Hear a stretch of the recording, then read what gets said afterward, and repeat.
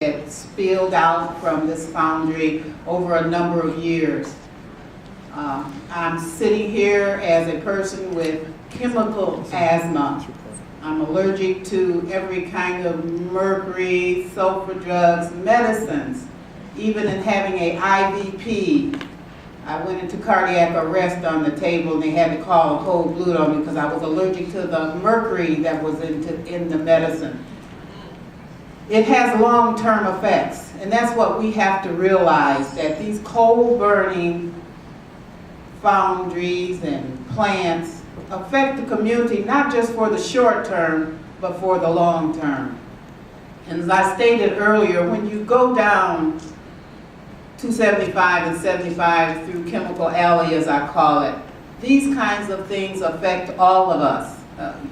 Thousands of cars go through those roads on a daily basis, and guess what? You're breathing in those chemicals. And if you do it on a daily basis, going in and out of the Metro Detroit area, you're being impacted. We're being impacted, and our legislators need to know the seriousness of this.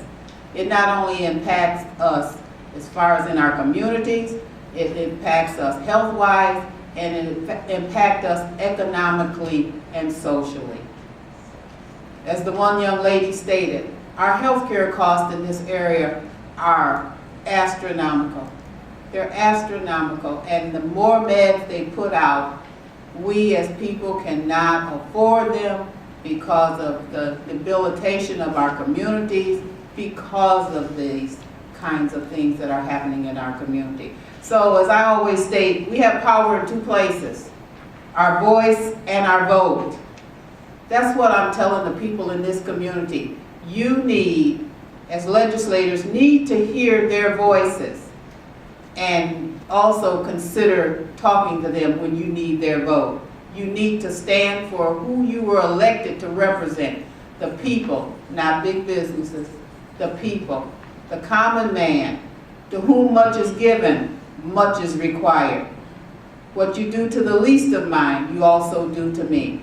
Sure, we're standing here speaking out on their behalf, but you also need to take into consideration that they need to be stood for, and that's why you went to Washington, in order to do that. So, at this point, thank you so much for listening.